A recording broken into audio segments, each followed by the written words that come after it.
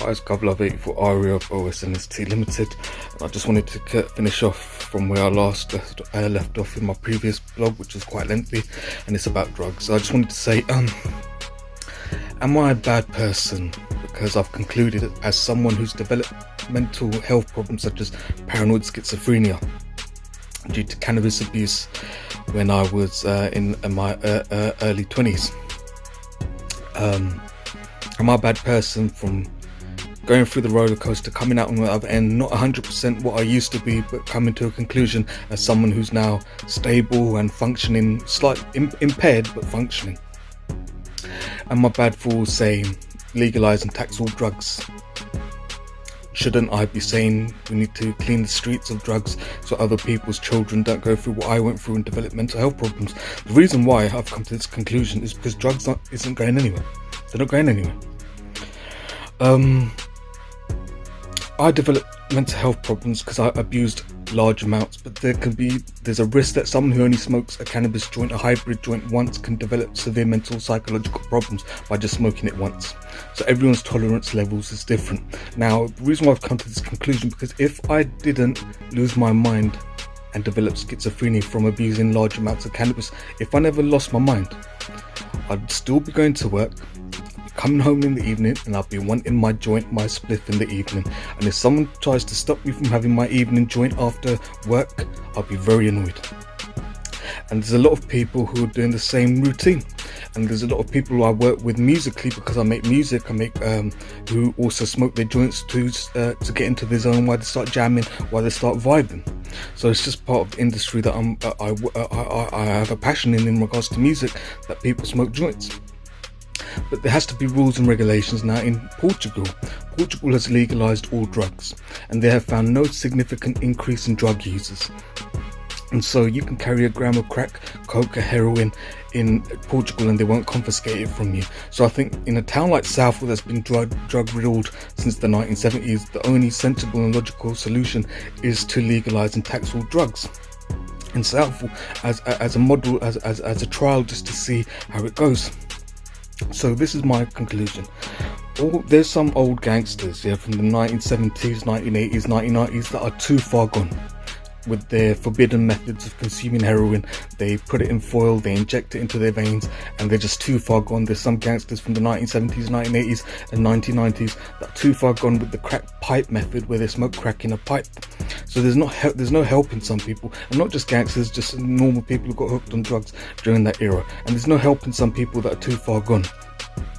Now there's a risk that some of these people, that to get money they'll mug someone, and there's a risk that someone's old dear could get mugged for a handbag and she falls to the pavement, cracks her skull and dies from her injuries. So we have to, as a society, as a community, we have to do something to reduce that risk. So how do we reduce that risk? I've concluded those who are too far gone with the foil, injection and the pipe method of consuming heroin or crack from the 1990s and the 1970s or 1980s, we have to give it to them for free. It's as simple as that.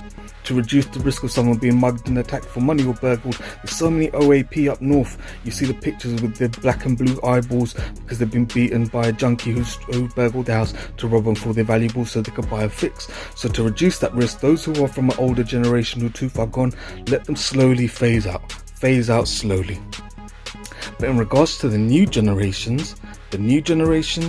young people, the youth, absolutely zero tolerance in anyone trying to push the high or promote the high of putting heroin in foil or injection or crack in a pipe. We have to have zero tolerance for anyone pushing that on the new generation. We have to save our youth. We have to learn from the past 30 years mistakes and not allow the youth to fall into the trap and another nightmare for the next 30 years. We have to save the youth. So that's what I've basically concluded. So there has to be rules and regulations. Now in regards to ganja is what the Rastafarians smoke, what the Sadhus in India smoke. Now ganja it's a relaxant, it's for relaxation. So I reckon people, say in a study centre, tutorial study centre, and you've got a 16-year-old who's coming on 21, big physique, very angry, very rowdy. Now in 16-year-old in study centres, you're going to have to tell that 16-year-old, smoke your ganja spliff and relax your blood clot, mellow yourself, and they become chilled and mellow and not so angry and not so aggressive. So I think 16 years old should be the legal age for someone to smoke ganja spliff. In regards to hybrid, it's a big risk. You're smoking it just once, you can develop schizophrenia smoking just one pull. But we have to regulate even that in Britain and have that, because it's a hybrid mutant plant at least minimum 18 years old. Now, anything to do with laced, you have to give the option to the punter. Do you want laced or unlaced? Now, if they want ganja laced and heroin in B, they have to be 18 years old. If they want piff, skunk, chronic laced in B, they have to be given the option. Do they want laced or unlaced? And they have to be at least minimum 18 years old. And that's simple. Same with crack. Don't go further than the ganja or the piff laced in crack or heroin. And you have to work a regular 9-to-5 job and fund your habit out of your own pocket. Now, even smoking it in tobacco and Rizla can spiral out of control, and if that ever happens, you have to go and seek urgent medical help. But it's very minimal compared to the dreaded foil, injection and crack pipe methods. So that's why I think we just need to meet halfway and legalize and tax the tobacco and Rizla joint method.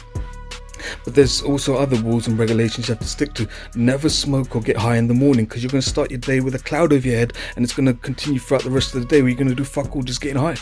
So you have to have the discipline to not smoke in the morning, not smoke in the afternoon, and only smoke in the evening after you've completed a hard day's work and you've earned that privilege to come home and unwind and smoke a joint before you go to sleep, and repeat the routine as you go on. But the people who are teenagers who are unemployed and they're getting high on the park bench with their friends, and they're getting high all day, smoking and drinking, they're going to come home to a sister who's going to fuck up their high, or a big brother who's going to say, what the fuck you doing with your life? You're doing fuck all with your life. All you do get as high, all you do is get drunk, and they're going to be on your case and going to ruin your high. But I guarantee if that same teenager, 16-year-old, gets off his ass and looks for a job and gets a job, and they go to work and they do the routine like every other professional adult and smoke the joint in the evening after work, I guarantee you they get off your case. So that's what I basically wanted to say.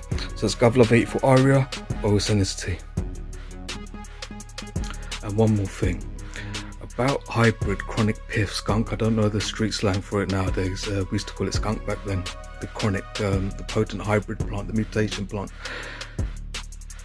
In Britain, you're going to have to follow my opinion is it has to be like Canada and parts of some states in the United States of America where it's been legalized really and truly, because the hybrid plant's foot has been through the door for quite some time. It's got a strong hold in parts of Europe and it's not going to go anywhere.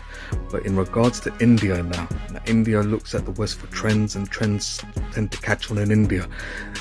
Hybrid isn't caught on in India yet. It's just ganja and hashish, and we need to keep it as ganja hashish.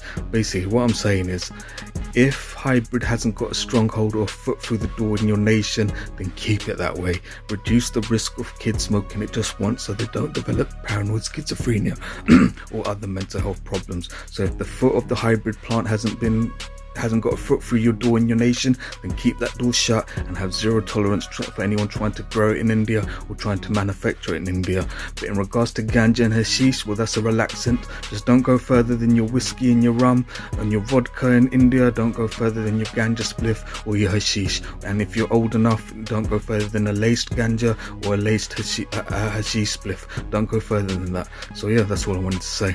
If it hasn't got a strong hold, the foot hasn't reached through the door yet in India, then stop it and nip it in the bud before it does. But my opinion how to handle it in Europe and Britain and America and Canada is because it's got its stronghold here. It's not going to go anywhere. So all you can do is tax and regulate it. So simple as that. I don't want people to develop schizophrenia the way I did, but when it's irreversible, what can you do but tax it?